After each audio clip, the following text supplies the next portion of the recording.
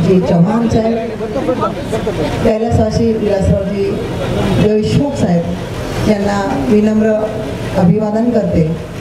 आणि आज 2024 नांदेड लोकसभा निवडणुकीच्या अनुषंगाने उपस्थित स्टेजवरील माजी शिक्षण मंत्री अमितरावजी देशमुख साहेब आणि सर्व महाविकास आघाडीचे राष्ट्रवादी, शिवसेना, काँग्रेस, शेकाप सगळे नेते, कार्यकर्ते आणि बंधू भगिनी, आता खरं तर भाऊनी सगळ्यांचं बोलून तुम्हाला सांगितलेलंच आहे। आणि आज जे देशामध्ये चाललेलं आहे ते पण तुम्ही रोज यूट्यूबवर आणि टीव्हीवर बघता। खरं तर निवडणूक ही वैयक्तिक नसावी, विचाराची असावी, पण आजकाल सगळ्यांनी विचार सोडून दिले आणि कुणाला जे वाटेल तसं करायला लागले। त्यातलंच आपलं उदाहरण काँग्रेसचं, गेले ते कावळे आणि राहिले ते मावळे। आता मावळे आपण एवढे आहोत, खरं तर शिवाजी महाराजांचे मावळे खूप कमी होते तरी सगळे किल्ले सर केले। आपण एवढे मावळे आहोत आणि आपण नक्कीच हा किल्ला सर करणार आहोत। हाच नाही तर पूर्ण मराठवाड्यावरती आपला झेंडा फडकणार आहे महाविकास आघाडीचा, आणि तो फडकवायचा आहे आपण। कारण आपल्याला माहिती आहे की काय चाललंय देशात, काय चाललंय महाराष्ट्रात। आपण सांगी काही सुनी असं नाही तर आपण बघतोय, आपण अनुभवतोय की महागाई किती वाढली आहे। प्रत्येक गोष्टीवर जीएसटी आहे। खायला प्यायला तुम्ही काही घ्या ते आता परवडत नाहीये, कारण उत्पन्न कमी।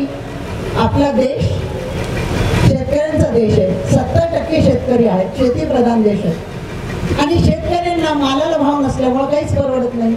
आता परवा एक मी मुलाखत बघितली, शेतामध्ये गेला होता एक चॅनलवाला आणि त्याने रोजगार बाईला विचारलं, बाई रोजगार किती? 200 रुपये। परवडतो का?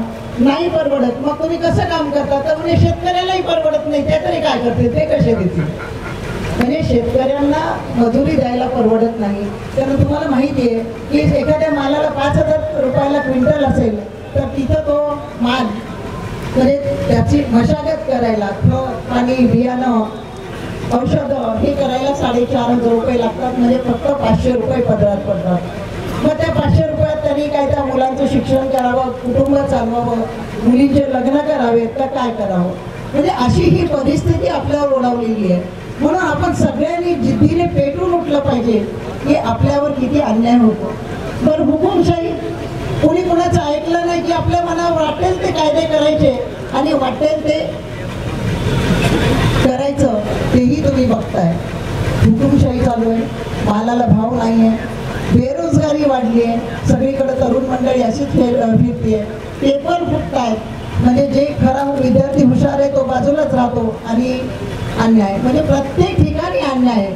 तर ह्या अन्यायाला वाचा फोडण्यासाठी आपल्याला लढायचंय आणि लढायचं म्हणजे प्रत्येकाने ठरवायचंय की मी लढणार आहे, नाहीतर हे असं करते, ते तसं करते, कसंही तर वसंतराव निवडून येतात, कसंही निवडून येतात, असं न करता प्रत्येकाने जिद्दीने घरोघर जायचे, प्रत्येकाने प्रचार करायचे। निवडून तर येतात हे आपल्याला माहीतच आहे, पण आपण खूप असं याच्यावर राहायचं नाही की आपण निवडून येतात असं निवांत बसायचं, तसं करायचं नाही आहे। आणि आपल्याला माहिती आहे की आपले कुटुंब प्रमुख अमितरावजी देशमुख साहेब आमचे आधारस्तंभ। सर, तुम्ही एवढं लातूरला लक्ष देत आहे, तेवढंच लक्ष आता नांदेडकडे देणं खूप गरजेचं आहे। कारण आम्हाला नांदेडला तुमच्यासाठी नेतृत्व पाहिजे। जे विलासरावजी देशमुख साहेबांचं स्वप्न होतं ते पूर्ण करण्यासाठी दूरदृष्टी असलेला नेता आपल्यातून गेला, पण आपल्याला एक देशमुख साहेबांकडे, अमितरावजी देशमुख साहेबांकडे बघायचे की ती भर काढून घेऊ आपल्याला भासू देणार नाही आणि पुन्हा आपल्याला महाविकास आघाडीचा मुख्यमंत्री म्हणून अमितरावजी देशमुख साहेब भेटतील आणि आपल्या मराठवाड्याचं नाव नक्कीच उंचावेल। पण त्याच्यासाठी आपण प्रयत्न करणं, एकजुटीनं राहणं खूप गरजेचं आहे। मी खरं तर अधिक वेळ घेत नाही आणि खूप विषयावरती आताच आपले भाऊ बोलले आणि सगळेच विषय त्यांनी क्लिअर केले। अजून मान्यवर बोलणार आहेत तेव्हा मी अधिक वेळ घेत नाही, पण सगळ्यांना पुन्हा विनंती करते की सगळेजण असं गाफील न राहता प्रत्येकाने आपापल्या परीने प्रयत्न करायचे आणि अन्यायाविरुद्ध लढायचे.